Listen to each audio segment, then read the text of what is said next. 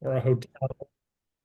And those are, I think of them as more, I'm going to call them a cost center. So you're basically just spending money, but the real heart of the business sits in the service that the company is providing. Whereas within a consumer product company, marketing is really driving everything and anything about that product to try to get you as the consumer to buy it.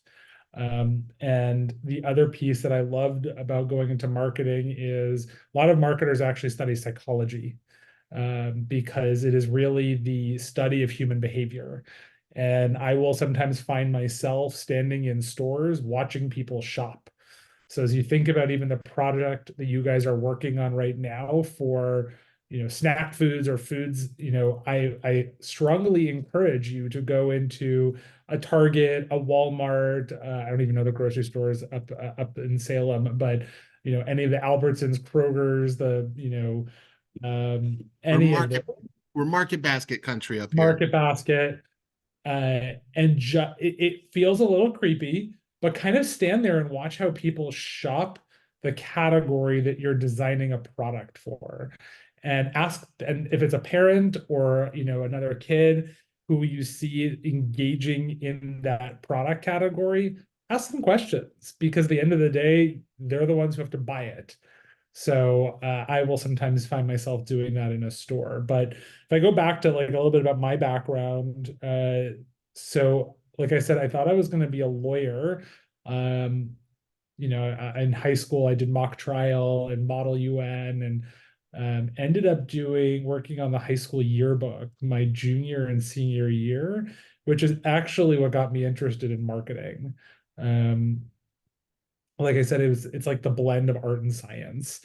And went to Boston University, went into the business school right away and studied marketing. And similar to what you guys are doing, it was hyper cross-functional. So I got to learn and take courses in accounting and finance and human resources and IT, operations management, marketing. And that made me a way better marketer because I am able to have sort of real conversations that are grounded in fact with my peers. So I work with all of those different functional areas, and I'm able to have an educated conversation because I've studied what they do. But ultimately, marketing sits at the core of the company.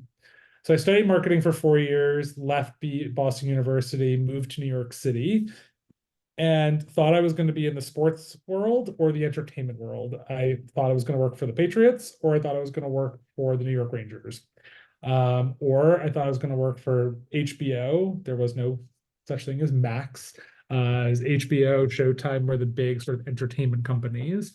And I took an internship with the Estee Lauder companies because a cousin of mine had worked for them for, by the time she retired, 47 years. And I knew nothing about the beauty industry, but I thought it was a cool opportunity. They were going to put me on a brand, and actually work on a project for the summer. So how many of you guys have heard of the brand Aveda? Aveda. We No have one? we have a lot of 14-year-old boys That's in okay. the Aveda group. makes a men's line. Listen, um 14-year-old boys today, you guys are all wearing, like, you guys all use hair care products. You use shampoo, right? it's true. Yep. I assume you wash your hair most You guys days. wash your hair? Yes. Occasionally. Once a month. Sometimes once a We got a month. one we got once a month We got a going. once a That's monther. the average. Yeah. Girls in the class, any of them? No. You guys Yeah, we got about a half dozen girls in the class. okay. So I got to work on this really cool brand called Aveda. Aveda is now about, I'd say, a 35-year-old brand. It was Yes, one sir. of the pioneers in the organics and naturals movement in beauty. So they were one of the first brands that had all natural products, and was the first certified organic brand. And why I got hooked into it was my summer project was to develop a men's line. And I was not a beauty consumer, but I got to study how men shopped the category, And ultimately, after about 2 years, launched a men's line. So I launched a men's shampoo, conditioner, fragrance, styling, hairstyling products, like like grooming creams and stuff like that, and pomades. So it was very cool. And also got to learn about environmental sustainability while doing it. So I learned about like soy-based inks to print on packaging. You guys all, I assume everybody recycles, right? You guys all put stuff in recycling Oh, bin? for cycle, yep. Yeah. So all of those plastics that you recycle end up getting melted down and reused. And a lot of that, so Aveda was one of the first beauty brands to actually, that is the brand. So yeah, we're Um, just putting it up so the kids can see it. I love it. So I like visual aids. They were one of the first brands to use what's called post-consumer recycled material uh, in their um, in their packaging. So all of those bottles and tubes that you see have have recycled bottles and stuff that you guys would be putting into recycling bin. So you were Um, on the launch of this product. I was on the launch of the one all the way to the right, and these guys and all these brown ones that are called Pureformance. You say, oh, these brown packages, those Okay. guys. I still use that one, the second one that says Pureformance grooming cream in the tube. Yeah. I actually designed it for my own hair type. It was very cool. So I got to work with chemists and then package designers, and I worked on the ad campaign for them. And they still exist today, and all of that stuff launched in 2005. Um, so that's the first brand that I got to work on. And then while I was doing that, I went back to school part-time, and I got my master's in business. I got my MBA, also in marketing. And I also switched companies. I went to another large beauty company called Coty, so Coty. I can pull up their website, but I'll actually pull up the brands that I worked on. But what was cool about Coty, so Coty is no longer a brand. They're what's called a portfolio company. They own a lot of brands. And the first brand I got to work on was a brand that I'm sure none of you actually use, but you will know the spokesperson. So I worked on a brand called Stetson. It's actually, they're known for cowboy boots and cowboy hats. But they also have a fragrance. So they were the number one men's fragrance in Walmart. And I was hired to help relaunch the brand. So, meaning it was an old brand launched in the Yeah. 80s, and they wanted to reposition it and say, we want to bring in a new, younger consumer. And how do we do that? So I did that two different ways. One was repackage. So we redid all of the bottles, the cartons, to really bring it up to sort of modern day look and feel. But then we brought in a spokesperson. So you either call them a spokesperson or a celebrity endorsement, where they're not necessarily, the brand isn't their name, but you pay them a lump sum of money to represent the brand. And the person we brought in was Tom Brady. And so this was one of his first ever endorsement deals. This was 2007. So had just come off of Super Bowl and really was coming into his own right as a celebrity. So we paid him a lot of money, and he became the face of Stetson. And we shot a commercial with him. I'm gonna see. I had it pulled up. I'm gonna try to pull it up. Stetson. Yeah, I got it. You got it? You Yep. move fast. Stetson original 30-second ad. Let's see. I have it if you don't. I got the print stuff. Those are the print ads, correct? There we go. So all of those we shot in the desert with him. It was very, very cool. So that was fun. And then I got to sign two celebrities for their own campaigns and their own fragrance lines. So one was, how many of you guys like country music? Anybody? I see one, two. Okay. Who are your favorite country artists? Who do you listen to?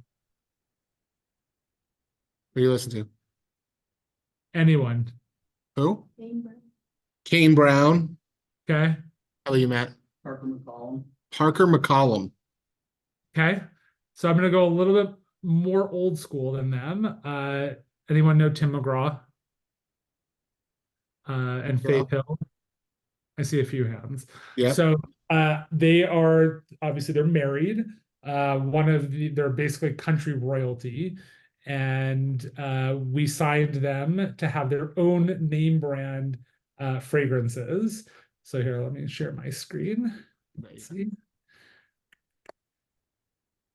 So can you see my screen? Yep. So so you talk about packaging. So I can give you a little bit of background on this guy. So this was the ad campaign. This was the ad. So it was called McGraw. So it was his namesake fragrance. He had about 3 or 4 of them after this. And you can see the new cologne by Tim McGraw. Now, packaging is everything when it comes to a celebrity, because we wanted to make sure that it embodied different cues that this person is known for. So I'll walk you through the bottle and the package. So everything in fragrance is about the bottle. That's kind of what you would like to put on your in your bathroom or on your shelf, in your dresser. So if you look at the picture, I'll go back and forth of what Tim is known for. Tim is known for always wearing a cowboy hat. You will never see him without one, or he'll wear a baseball hat, but 95% of the time he's in this iconic black cowboy hat. So if you actually look at the shoulder of the bottle, so we did this, it's like a faux leather, and you can see it sort of resembles the brim of his cowboy hat. You'll also see here you have this rope, that was embossed into the cap. Again, more symbolic of some of the clothing that he would wear. And then this is also a tie all the way around the box. He's also a guitar player. So at the top of the box, you can kind of see it on the angle here. And you can kind of see it in the base of the glass. We actually also debossed a guitar pick that he signed in here, and again, brought that to life. So that way, everything again tied back to him. He worked on the fragrance development with us. So it was very cool.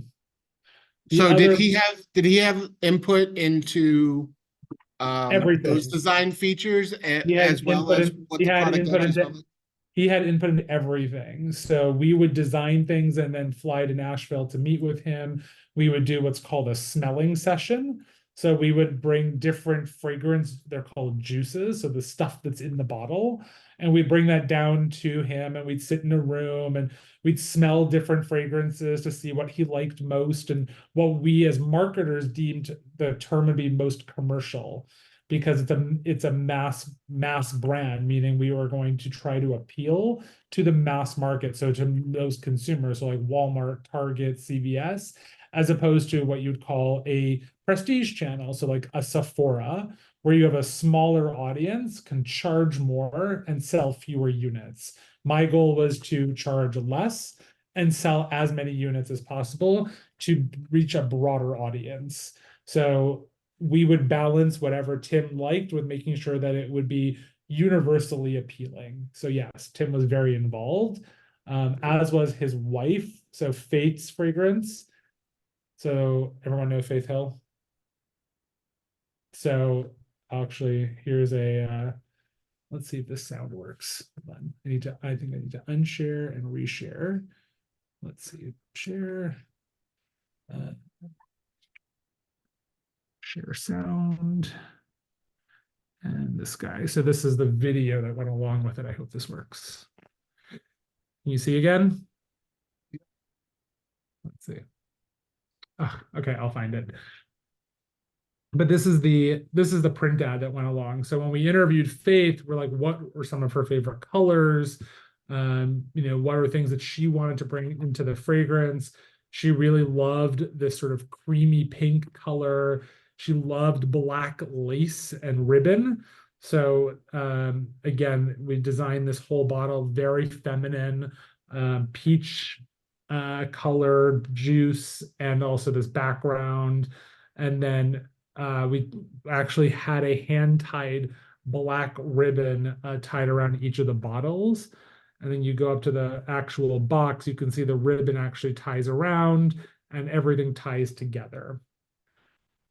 How important so one of the things I'm noticing in all these things in the design of the packages, which would very much relate to what these guys are doing with their product, Exactly. there seems to be a lot of echoes. So if the big thing is this lace ribbon material, you've got it everywhere. You've got it on the Exactly. bottle, you've got it on the package, even the label on the bottle and package are echoing the color, by having it be the same color. So why do you do that? So you want to start tying things together because when you're marketing, you want to think about all the different touch points that a consumer may engage with your product or brand. And you want all of those codes to start tying back together. So anytime they see them, they think of your product and it just becomes part of the awareness. So you think about, you want the ultimate goal of any marketer, other than driving sales, is for a consumer to be aware. And the more times you sort of hit them with different codes, whether they see it, in a video, a print ad, a billboard, on a package, on a social post, you want to start tying everything together. So it could be color, it could be language, it could be texture, it could be the spokesperson themselves, but you want to bring all those things together so people in the back of their brain, it starts to subconsciously think about, reminds them of your product. And that's how you tie it all together. It's a cohesive message. Any questions so far? You guys No? got anything yet? So after that, I went into the color cosmetics world. So who in the room, I'm gonna probably assume the girls, but I never know. I had definitely a lot of guys who are wearing nail polish. Who here actually, let me stop sharing so I can see you guys.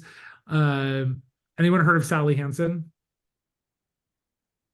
Yeah, we I got I see we got definitely the half girls have raised their hands. we got half the girls. Yep. Okay. Do you know Essie? Yep. A lot of No, so nods. So Sally Hansen is actually the largest nail polish and nail treatment brand in the world. And the company I worked for bought it, and I was put on the brand, and I got to work on some very cool projects. Um, so, so yes, some of it was doing the actual shade development. So I had a whole team that all they did was work on color collections. But we got to do a lot of different cool things, which was partnerships. So again, a brand partnership is, how do you take, so the word, like the equity of your brand, so what do you stand for as a brand, and find like an adjacent category, something that's not a competitor to you. It's kind of like an endorsement deal that you can start to bring together, because then you're bringing in a new consumer who may not know about your brand. So when you think about colors and like boxes of colors, what other categories outside of makeup do you think about? What other types of product use colors? That's like hyper color, that's very creative. No Hmm? one? Nail polish. Well, yeah, besides nail polish. Outside of beauty. You've Food all coloring. you have all used this before. You probably use these in like elementary school to draw with. Crayons. Crayons, Crayons. markers, colored There you pencils. go. Crayons. So for Sally Hansen, I did a partnership with Crayola. Crayola Cool. is known for color. Nail polish is all about color. So we did a collection of, you can all see this. We took the equity of Crayola and picked their iconic shades and matched them in our nail polish and did this whole Crayola exploratory where we did big displays in store and did all, this is the beginning of Instagram. And we started to do all these different pieces of content where we were animating the nail polish shades using the crayons. So it was one of the biggest collaborations that the brand had ever done. And then how it showed up in store. So again, this is again connecting all the dots when you think about how you engage with your consumer. So when you go shop in a Target, you'll see displays all over the place. And I wanted to leverage the iconic crayons. So we shot all of these things in the background and built this display to resemble the Crayola boxes. And then we put all the product on here. And this is what and it was a back to school collaboration. Um, so So that's did that release in like August or July? this was July, August, correct, of 2014. Why does I'll put that out to the kids. Why does that make sense? Why was I able to guess that that came out in July before school, right? So those are two products where you wouldn't necessarily equate crayons and nail polish, right?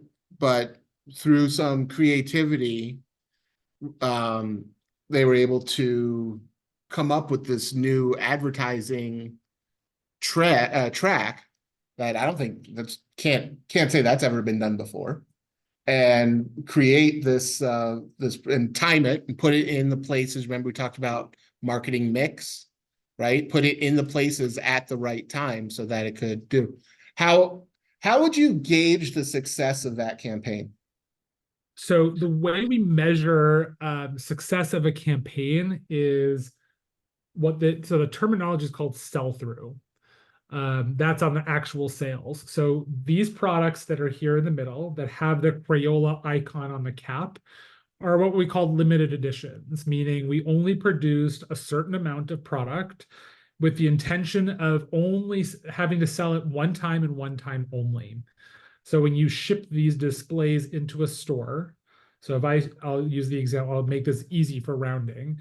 If this Target store had 100 pieces of Crayola by Sally Hansen nail polish shipped into it, and we sold and consumers bought 70 of them, you'd call that a 70% sell through. So you start to set yourself hurdle rates or benchmarks of what do you consider success. And with this program, nationally, so throughout the US, we had a sell through percentage of 87%. So we sold through 87% of all the product that we made, which is a really high amount. You rarely hit more than 60 or 70. But it's about getting the excitement. The other way you determine success, especially in today's world with social media, is engagement with brand.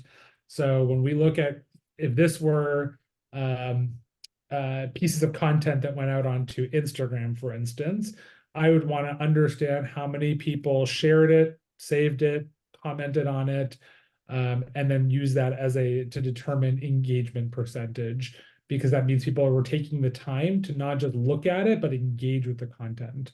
So that's another form of benchmarking for success. And then on the bottom here, you can see like in the news. So when you look at PR, so public relations, what editors are talking, like beauty editors are talking about the collaboration. So you would look at, you look at a Pop Sugar, and if they did an article about it, how many people read the article? Because that gets you millions of people exposed again, so generating awareness for the product. So lots of ways to measure success, ultimately being sales. So this would actually be a great product to kind of go through the process. So that display if you think of that display at Target as kind of the end of the process of the job that you would have done for marketing, like what are the steps before that? So what was the first time when someone say, hey, we should partner with Crayola? And then what are kind of the lifespan of that whole promotion? Sure. So this took 12 months to develop, and it started with an idea of what different brands had similar brand values. So what do we stand for? Who's our core audience? And we just did like a team brainstorm of what brands did we think were relevant for us to help bring in new community and also tap into culture.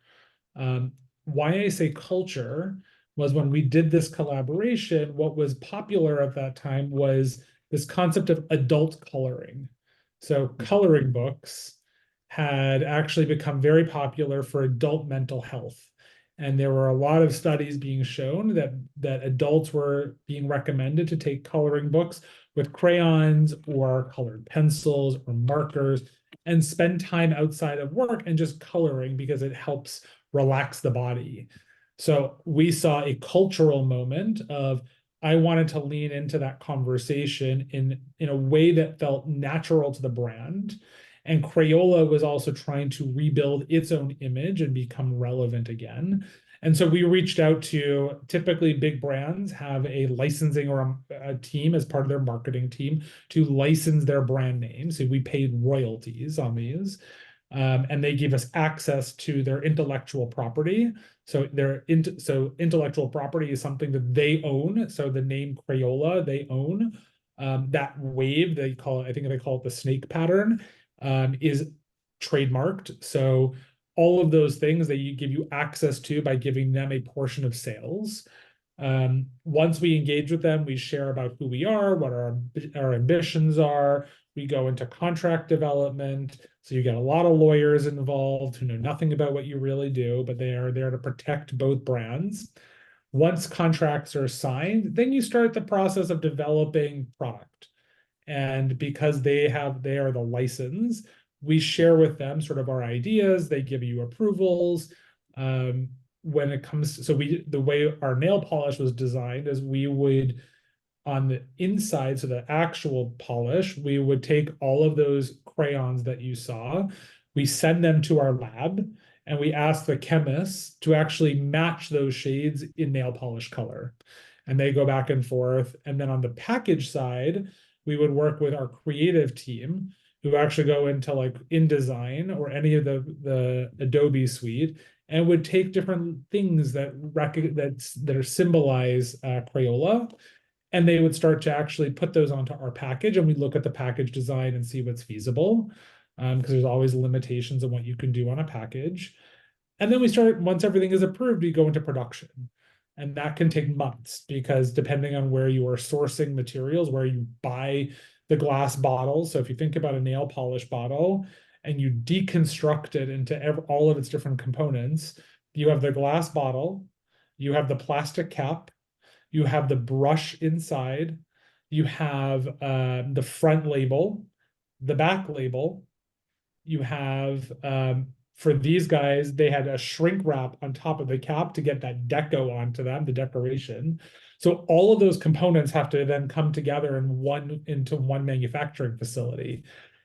So you have to time everything to get there at the same time. And then you go into assembly. So the bulk, so the actual liquid has to come in drums. They go onto a manufacturing line. And then on a conveyor belt, you would see bottles running down a line. The bulk would come in through a nozzle and get filled. Then down the line comes the brush. The brush comes separate from the cap. A brush gets dropped inside the bottle, sits inside the liquid. Then a cap gets dropped on and what's called a torquing machine. So not torquing. So the torque machine actually screws the cap onto the bottle and locks the cap and attaches the brush into the cap. And then it keeps going down a conveyor belt, and a shrink wrap it actually comes as a sleeve, and the sleeve then gets put on the cap, cut, and then it goes through a heat tunnel. The heat actually contracts the shrink sleeve on the cap, and then it continues to go down the line, and there's a labeling machine. And the bottles are now uniform in how they come down the line, and there's a labeling machine in the back and a labeling machine in the front. Labels come in on these very large rolls, and they are automatically labeled as they go down. So, and then they end up going into a carton. So 2 bottles per carton. They go into the carton in what's called an automatic cartoner. Cartons come flat. The cartons pop open. Bottles get dropped inside. They seal and then the flaps get pushed down as they go through the machine, and they go into these big cases. They all get labeled and they get shipped to a retailer. So then they get to the retailer and then they have to put them out onto the floor. So there's quite a lengthy process to do product development from the, call it the briefing stage, so the concept, all the way to what we call on counter. So once it's actually in store for a consumer to purchase. So long time. Yeah, it does take a long time. And was that your was it your initial idea to do the collaboration with, or was it somebody on your team, or kind of a It group was decision? it was my idea. I like, for me it's all about team. Like at the end of the day, it's all about my team. They have to execute, but my philosophy is that ideas can and should come from anywhere on my team, whether that's the summer intern to, someone in my finance group or wherever. Mhm. Very So, cool. What so that what was were like, some what were so do you have a good one, that good idea that didn't go anywhere? I have lots of bad ideas. So you get lucky. Like you're supposed to have, sometimes you just have, you get one good idea every 5 years. Um, I can't, like, there are so many that have just never materialized. I'll give you a product that I launched that had to be repositioned. Let me see if I can find it. It was actually at a beta. Um, so when you, here it is. I think this is it. Images. Um, no, can't even find it anymore. Um, so I'll give you this example where marketing is really, like I said, art and science and knowing your consumer. So we had a very cool idea when we were at a beta to launch this is going to sound very technical, a dehydrated gel, hair gel.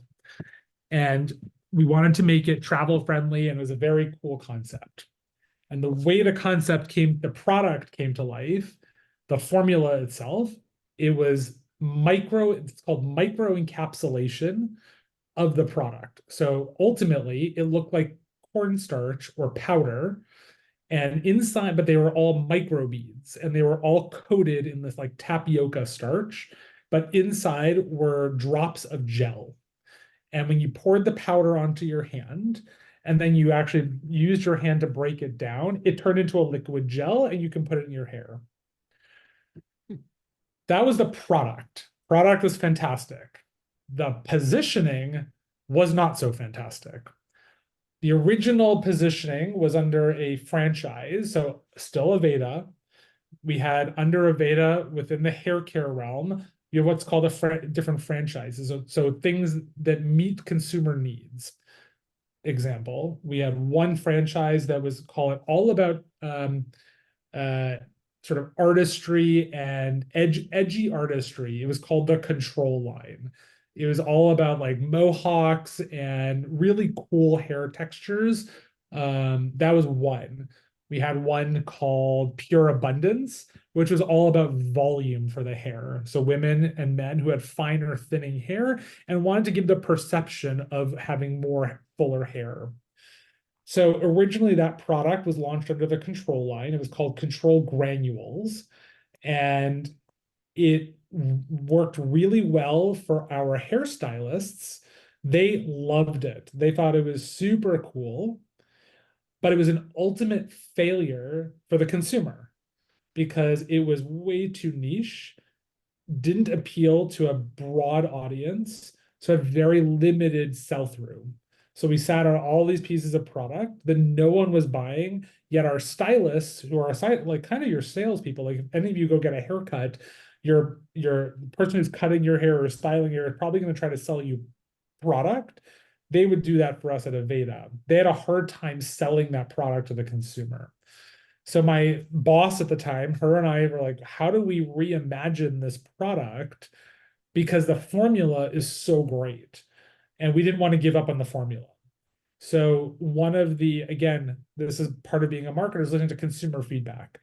Part of the consumer feedback or this other term that you'll start to hear is called social listening now that social media exists. It did not exist when this product launched.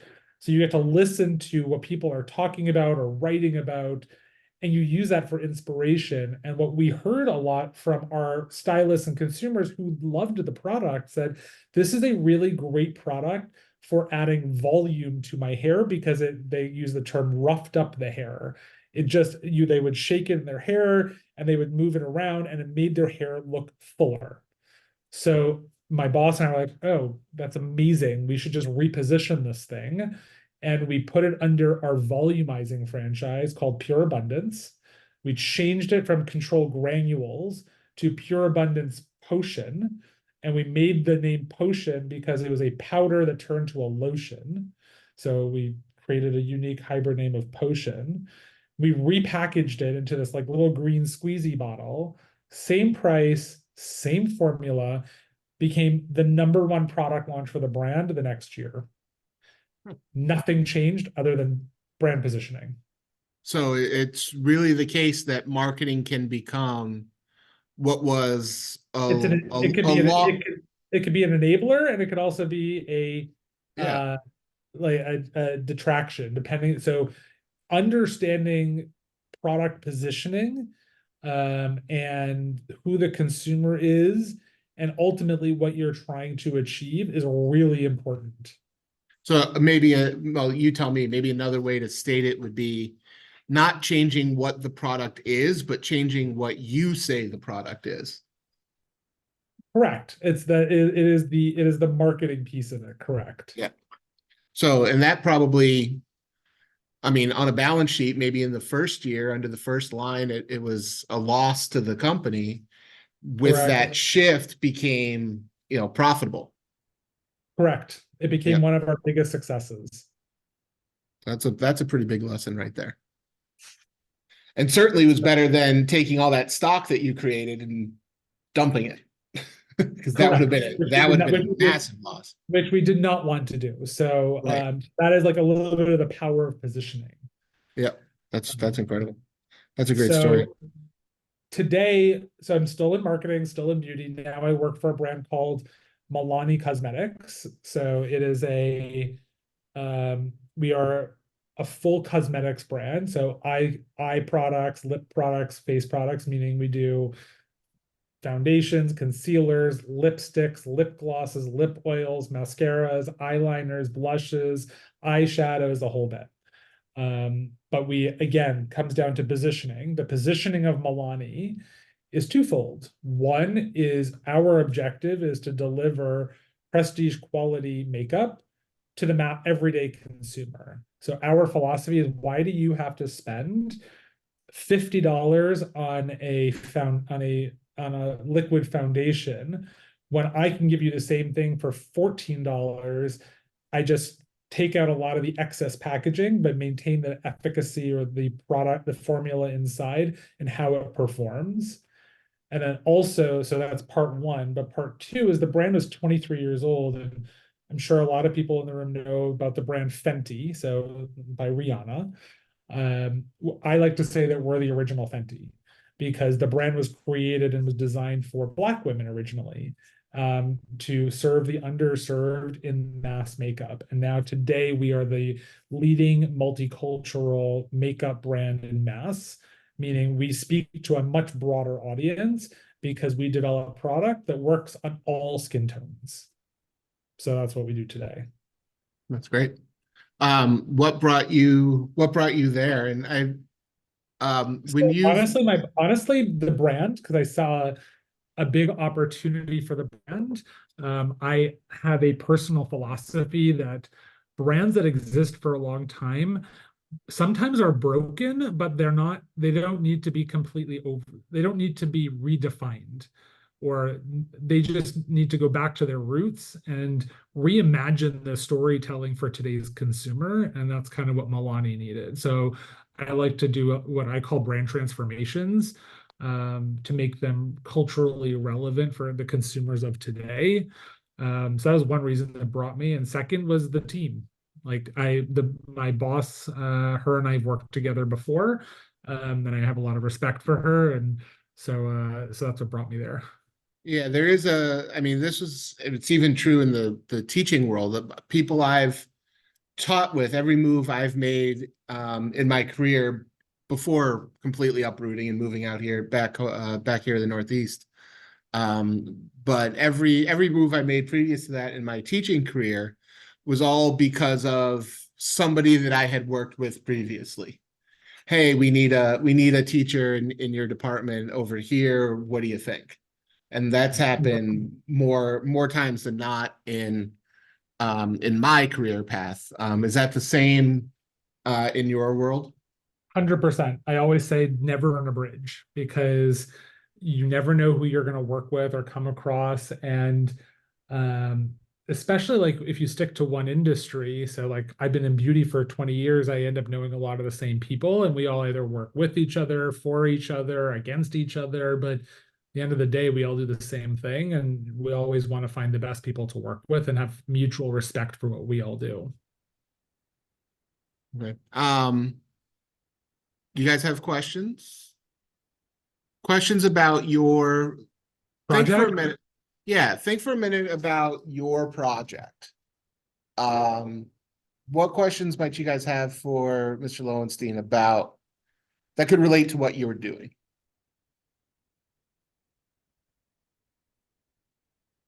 How about this? Do you guys want to talk to your partners for like 1 minute and then come up with something? All right. Does that sound good?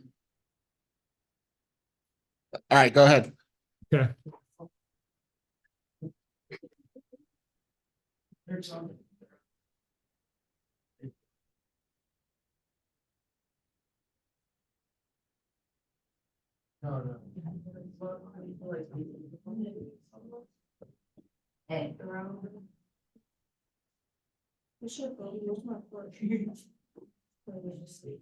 You're on your own, I think.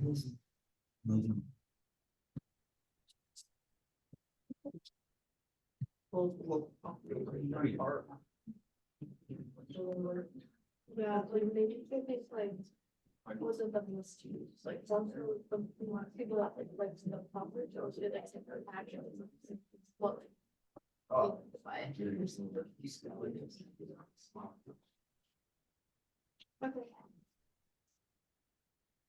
Okay. All right. So what do you guys got? Zach, what'd you come up with for a question? Logo on the product, like does it matter? So yeah, I don't know if you can hear him, but I'm not here. yeah, he said what's the importance of the logo? So they for their project, they have to come up with the product itself, the Yep. name, the logo, a slogan, and a mascot. Okay. So Logos are important. They help convey um, a little bit of the brand identity. Um, I think the most important thing about a logo is that it's legible. Because I think sometimes people try to come up with very cool ideas, but then at the end of the day, if it's on shelf at a store and no one can read it, it's useless. But logos are important, and you want to make sure that they are protectable, essentially. Is it the color, the font, the style? There's lots of ways to do different logos. But yeah, logo is one element. It's not the defining element of the brand, though. good one. I'll give you an example for our Milani. So Milani's logo, the font is nothing exciting. It feels a little bit more on the prestige side, but our color scheme is black, white, and gold. And the logo you'll only ever see the logo in those colors because that is what the brand stands for. We want those to be consistent at all touch points. Yeah, I'm just trying to pull up here. I think we can.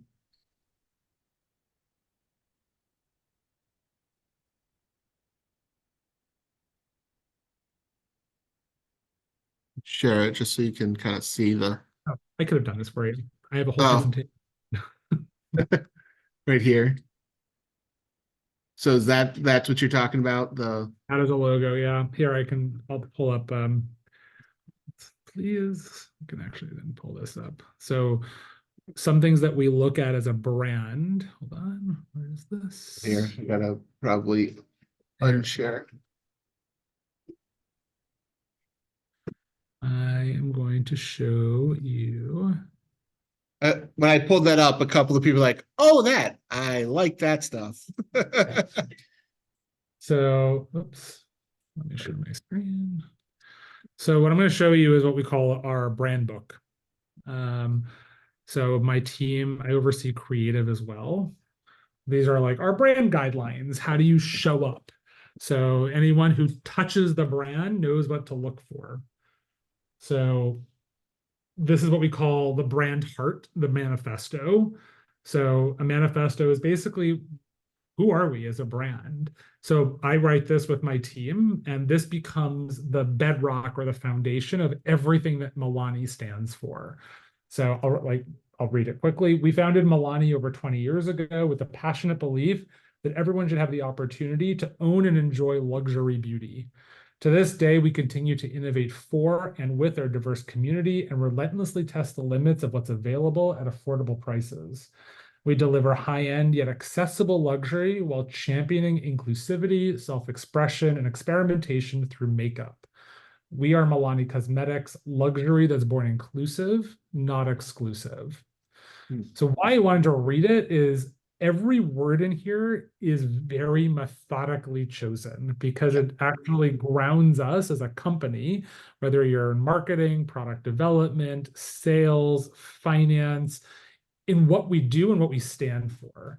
So we believe that everyone should have the opportunity to own and enjoy, so not just own it, but actually gain benefit from luxury beauty.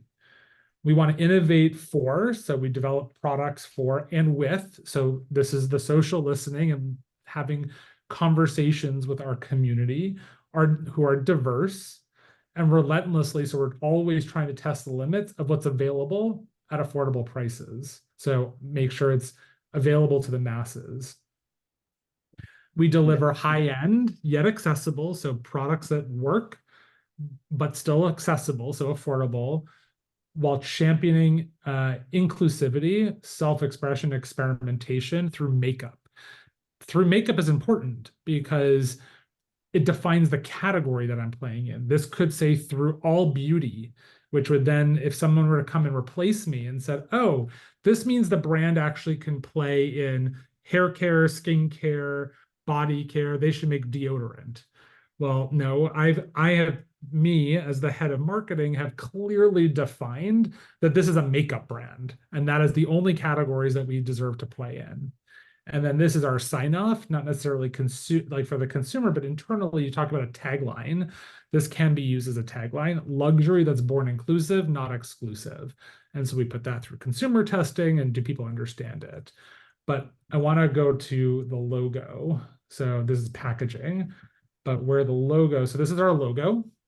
So very clearly defined. We call it our silent ambassador.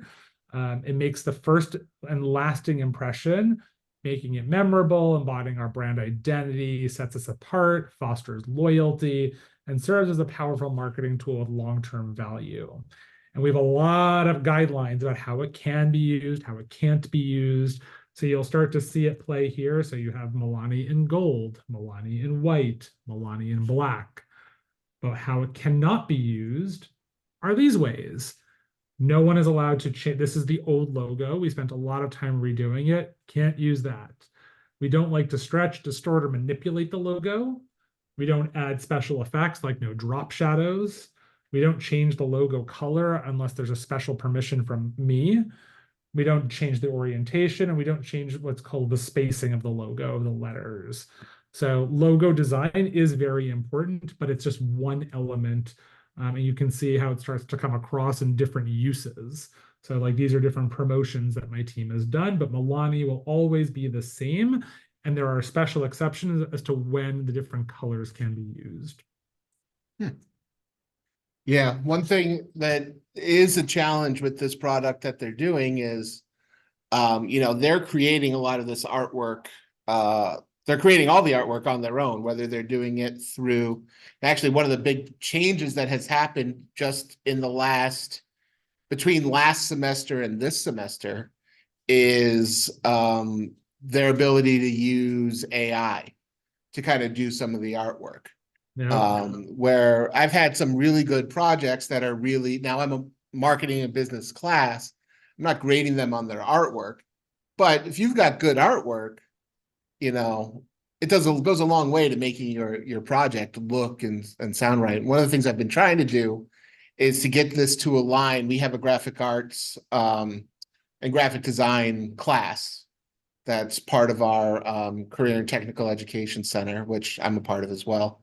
Yeah. And I've been trying to align that, and it has never quite worked, just for scheduling and whatnot. But It's definitely to worth trying to continue to push it. I will tell you, when I was at Boston University in the business school, we had a partnership with the communications school. And we actually, you guys are very lucky. I wish I had this in high school, because I did something similar to what you guys are doing, but I did it my junior year in college. And we were put into teams, and we had one semester, we were taking marketing, finance, operations, and information systems as one class. And we worked in like 5-person teams. And over the course of the semester, we had to develop a product, a brand, a business plan. And we were put in touch with the advertising and design groups in the communications program, and they got to work with us on our brief on how to design logos and stuff like that. So you guys are very lucky you're getting to do this now. Yeah. Is AI playing a role in your world with designing, Yes. marketing, and Yes and no. My creative team is starting to play with AI a little bit, but it doesn't replace the designer, because AI hasn't caught up yet to everything, especially when you are a brand that exists, on how to reimagine certain things. It is good for creative brainstorming. My team uses ChatGPT for like caption writing sometimes. But I always caution my team, because AI doesn't replace the human. And you need to make sure that that whatever it outputs, that you reground the copy or creative in the tone of voice that is unique and ownable to the brand and to you as a person. So is it there yet? But no. Is it being used? Yes, like dabbling in it, but my team still does all of their own design work. yeah, it doesn't replace it. It's a nice bolt on, but it's not going to replace the human. I've found it useful in generating ideas, but Exactly. It's good for ideas, and that's it.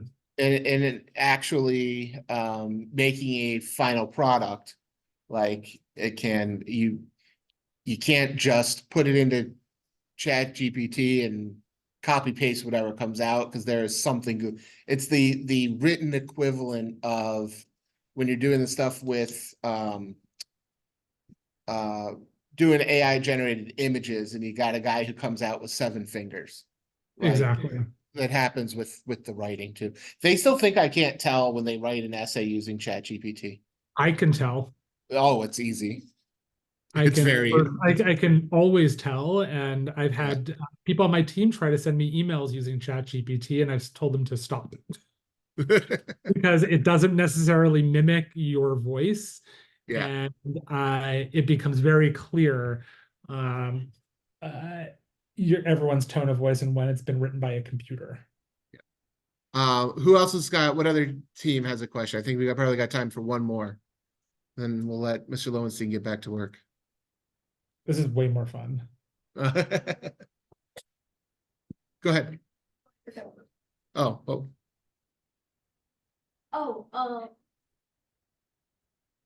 This is one of your brand users, by the way. Perfect. Do you think like the packaging has like a really like more of an impact on like who buys it than like the product itself sometimes? The packaging? Yeah. I will tell you a secret, is that packaging is just houses the product inside.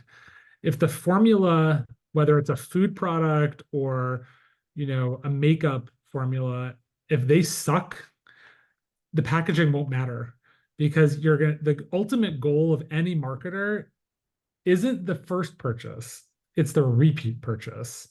And if they're not coming back because the product is bad, then ultimately you've made no sales. So packaging is just a means to get to the actual the product that will be consumed. The packaging helps display and tell the story of the product.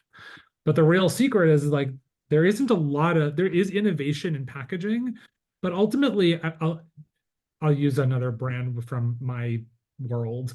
Who here knows the brand Drunk Elephant? I see that the girl. That's So that's a new one for me. the Drunk Elephant is one of the most popular skincare brands sold in Sephora. The formulas are great, but the packaging themselves, the actual structure, there's nothing new about them. They're basic bottles. Why they are cool? They design them differently with different colors. They are bright, vibrant, neon colors that stand out on shelf and tell a story. So it speaks to a specific consumer, helps differentiate the product from the competition around it. So packaging is a mixture of the structure itself and then the design or decoration you put on it. And the design or decoration is more important of how much you can get on there. Not so it's cluttered, but so it helps tell the story of what you're trying to sell that's on the inside. What Don't what what advice? overcomplicate things. Don't overcomplicate it. Okay. What advice would you give them on packaging, on their creation of the marketing for their projects here? Listen to your consumer. So know who your consumer is first and listen to them. I think it's always nice to, like, if you have time baked into your timelines, expose them, expose ideas, show them to, do a focus group, bring 5 people into a room who you think are your ultimate consumer and let them talk about the product, show them, let them see it, and give them that opportunity to give you feedback. Because it's some feedback for a marketer is sometimes the hardest thing to accept, but sometimes the most important. So.